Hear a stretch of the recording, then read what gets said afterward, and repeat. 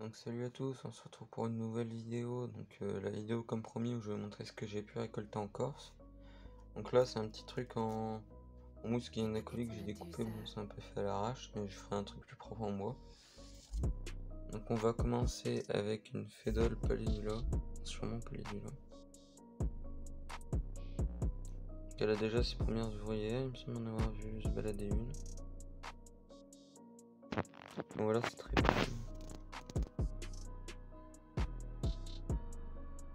La fondation démarre plutôt bien là. C'est-à-dire pour les plans macro, je pourrais peut-être pas faire mieux. Enfin, je pourrais pas faire mieux. Je ferai plus de vidéos détaillées là-dessus. Donc sur l'évolution en général. Donc ça c'est les Sonopsis qui n'ont pas trop évolué. Ensuite ça c'est une Tétramorpho SP jaune. Vous voyez c'est assez petit quand même, et les ouvrières sont plus trapues que les fédoles. Donc là je dois voir 3 ou 4 ouvrières. Il y en a une qui se baladait. Je dois en avoir 3. D'ailleurs le Tétramorpho SP jaune, je sais pas si vous connaissez, mais il y a Papitonnerre sur Discord. Bon, on a envoyé une.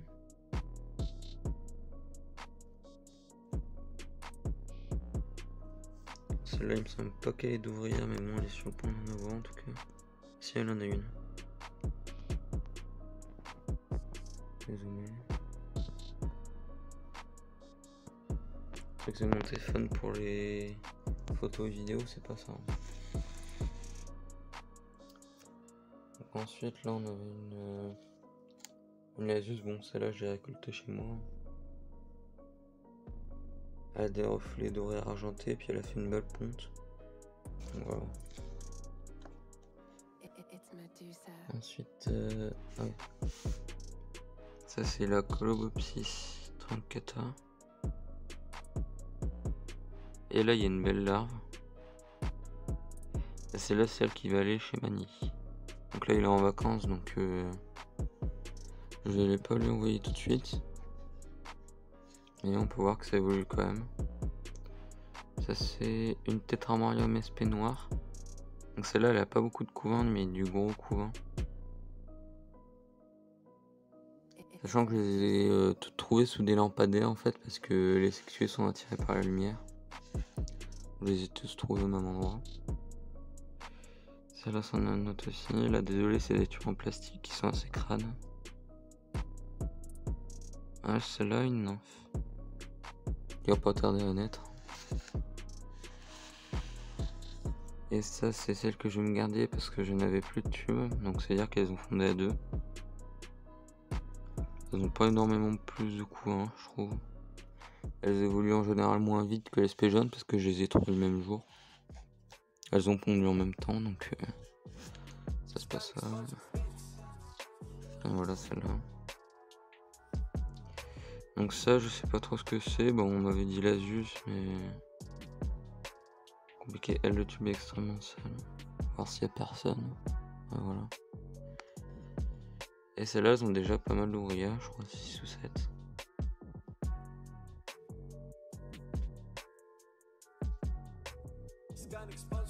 Voilà, celles-là elles évoluent rapidement, même plus rapidement que les fédoles, étonnamment. Celle-là elle avait au moins une trentaine d'œufs dès le départ. Là il y en a une partie qui a pas évolué. Et l'autre partie c'est encore des cocons. Donc je pense qu'avant la diapause, ça dépend si elle arrête le développement. Mais celle-là je vais la garder pour la fin quand même. Donc avant la fin de l'année elle pourrait, je pense, arriver bien à une vingtaine d'ouvrières. Ce qui est déjà pas mal. Ensuite voilà une autre espèce jaune. Donc ça je remarque en fait elles vont plus être marron clair, couleur caramel. Là ça se voit pas mais elles sont vraiment couleur caramel en fait. Donc je sais pas si c'en a une autre par rapport aux autres, parce qu'il y en a une là dans celle qui avait avant. Donc plus précisément celle-là. Où elles sont nées il y a quand même pas mal de temps et qu'elles restent jaunes. Donc à voir, mais celle-là il y avait 2 gines. Il y en a une qui est morte. Après c'est pléométrose. Hein. Du coup il y en a une qui est morte quelques jours après la naissance des premières ouvrières. Donc là j'ai essayé de les déménager dans un autre tube. Que je fais moi-même. Donc ensuite on passe au plus gros. Voilà. Campotus vagus. Donc j'avais vu des colonies autour qui déménageaient du couvain. Et vu que celle-là c'est pas normal d'en trouver en juin. Donc en fin juin en Corse, que normalement c'est vraiment début d'année. J'aurais donné un peu de couvain que j'ai vu lorsqu'elle déménageait. Donc celle-là j'ai essayé de la déménager justement. Donc les colonies déménagées, donc j'ai voyagé. Je les voyais se balader avec des cocons des cocons et des larves. Sauf qu'on va se rendre compte avec celle-là. Parce que voilà, bon ça c'est toute sa ponte. Hein. C'est toute sa ponte qui a évolué, donc de juin jusqu'à... Là on est 30 juillet. Et regardez l'ouvrière. La première ouvrière qui est née, c'est une latéralis. Donc en fait elle devait piller le couvain des latéralis. Donc voilà, chez l'autre je n'ai pas eu de latéralis. C'était vraiment du déménagement. Parce que les deux qui déménageaient, je les ai pas eu au même endroit. Du coup, celle-là, c'est vraiment un déménagement de vagus. Et là, ça devait être du pillage. Pour manger le couvain. Donc celle-là, elle a bien une ouvrière. Donc je vais voir avec la personne qui était intéressée par les vagus. Moi, j'aimerais bien garder celle-là parce que la gine est un peu plus grande. Voilà, elle fait 2 mm de plus. Hein. Là, elle doit faire 1,5, 1,6. Puis l'autre fait bien 1,9. Avec la physiogastrie, après ça dépend. Hein. Je dis ça comme ça, mais ça dépend de la physio. Ensuite, là, on a un Nicobensis qui va pas trop bien. Je vous explique, les deux ouvrières sont mortes peu après.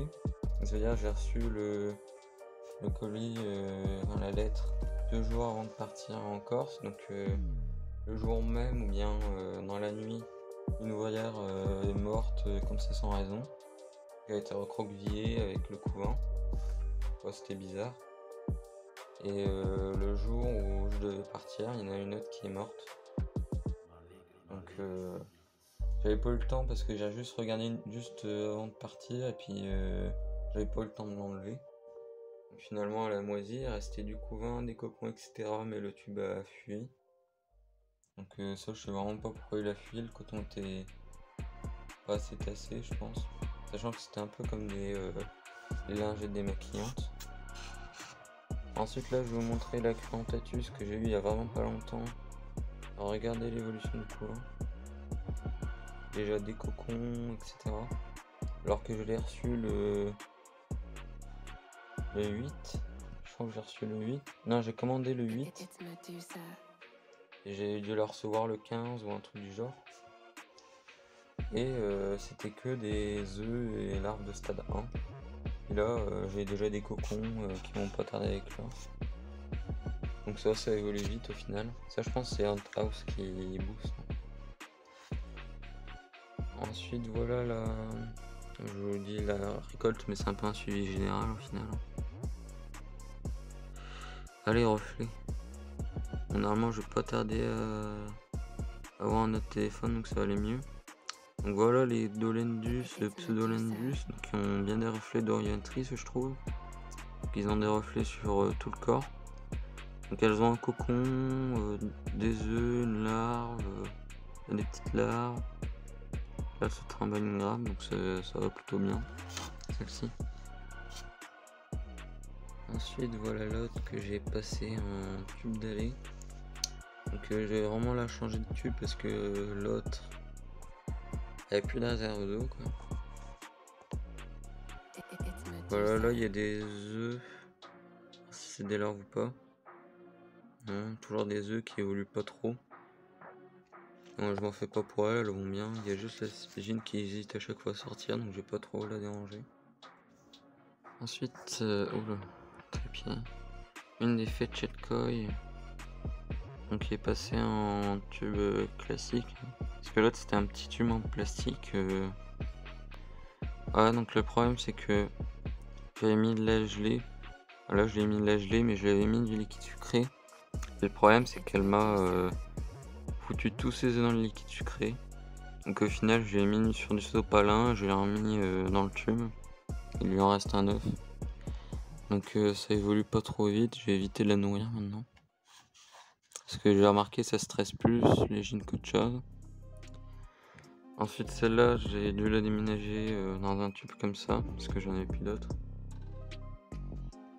Comme je disais, j'en avais plus d'autres, sauf que celui-là avait pas eu trop le temps de sécher, donc elle me l'a un peu creusé. Et celle-là, la tour des œufs, mais je vois pas de larves, ça évolue pas trop. Je pense que je chauffe pas assez, mais le truc c'est que j'ai qu'un tapis pour endémique, exotique, et puis qu'un seul support comme ça. Voilà, c'est un peu chaud. Donc du coup, une vidéo sur les 2 nouvelles espèces que je vais recevoir normalement, ça devrait sortir dans 1 ou 2 semaines. On va voir les temps de livraison, etc. Et il y aura aussi une vidéo sur mes messeurs qui ont pas mal évolué, une vidéo sur mes formica, et une vidéo sur mes japonicus. Donc je pense faire les 3 répartis en 2 semaines, ça me paraît bien. Et ensuite du coup j'aurai la vidéo des 2 nouvelles espèces, car dans toutes les colonies il y a eu pas mal d'évolution. En fait j'ai pas forcément le réflexe de faire une vidéo à chaque évolution, par exemple première ouvrière, premier major, etc. C'est pour ça que la famille gauloise fait plein de vidéos. Bon, le truc c'est qu'à chaque évolution je me dis oh, ça vaut pas une vidéo. En fait si, j'aurais même faire même de petites vidéos, je devrais les faire quand même. Voilà. Parce que du coup des grosses vidéos ça me prend du temps, je peux jamais les faire en une fois, du coup je retarde, etc. Du coup c'est pour ça que celle-là j'ai fait ça assez rapidement. Je vous remonte un coup les fédoles. Ça évolue bien, hein, c'est des fédoles. Il y en a juste une, celle de Myrme, qui est un peu en super forme après être passée dans l'idéal avec des insectes qui ont moisi dedans, etc. Elle stagne un peu.